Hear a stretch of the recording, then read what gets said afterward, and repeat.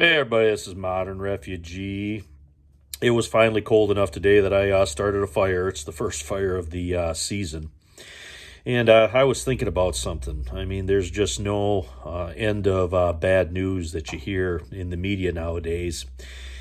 And I thought back to the old timers, and nothing really phased the old timers that I grew up with because they were always ready. They were always ready for this or that to happen, and they were always prepared, more or less. And even though they didn't have all the fancy gear and equipment, and they didn't have the internet and stuff like we got now, in their world, in their little circle where they lived, they were prepared. They were always ready for a storm. They were ready for some type of economic thing to go down because they had already seen that. They already knew how to live without, fix what they had, mend what they had, make everything last. That's why every old farmhouse had a big mason jar full of buttons in it, because even when a shirt wore out beyond where they could mend it anymore, they took the buttons off of it and they saved them to use again. That's why they saved bread bags. That's why they saved wire. They saved string out of feed bags. They saved everything. And, that would be called hoarding today, but it was just life back then.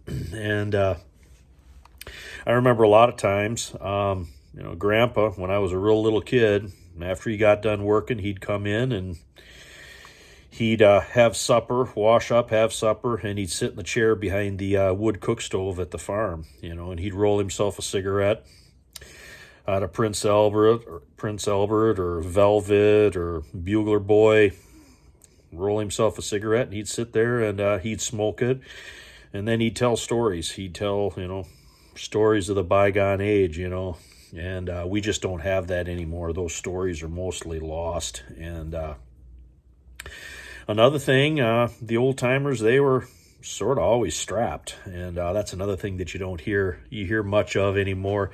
When Grandpa went out to the milk house, he grabbed the 22 from behind the door. He carried the 22 with him out to the milk house, from the milk house to the barn, from the barn to the corn crib. They always had something with them to take care of a varmint or whatever else might come around. And that's kind of come forward into the modern day with everybody carrying some kind of EDC. But back then, that was just, they didn't leave the house without their hat. They didn't leave the house without their utensil, whatever you want to call it nowadays, to make the algorithm happy, I guess. But they were just always ready. I've told this story before where there was a bad snowstorm that came through after World War II, and nobody could get through to the cars, and all the kids were snowed in at the local school, and Grandpa still had a team of horses and a sleigh, and he went and got the kids and took the kids and delivered them to all the farms around.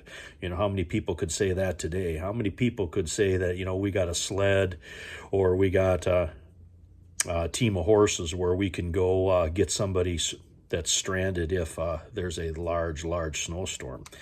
Not very many people. And there's a balance between the old and the new. And I think if you want to be prepared, you have to walk that balance. You have to take advantage of the modern technology that we have today, but then you also have to know how to use them old skills, them old time ways of living that were proven for generations upon generations. When you think back, our technological era, our technological age, that's just been a few decades. People have lived for millennia before that. And while some things have gotten easier, there's some things that have not. And we as a species, we've lost all that. In just them few generations, when technology's come around, a lot of the old-time skills that got us to where we are today, they've been just left behind, unceremoniously. Well, I'm not sure that that's the best way to go about things. I think we need to know that stuff just as much as we need to know how to hop on the internet and look something up today, or we need to know how to navigate all the technology. We need to learn how to live in our small area, our small circle, even if none of that stuff exists, with the old skills and the old ways. But the old timers were always ready, and they proved it time and time again. But anyway, just was thinking about that today, and I thought I'd give you guys a little chat about it and bring back some of my memories and recollections and fold that into what modern preparedness is today. It's modern preparedness, but it's built on a foundation of the old ways. But anyway, it's Modern Refugee. Appreciate all my subscribers out there. Hope you guys got a little entertainment and a little information and some stories out of this video as always. And you guys have a good one.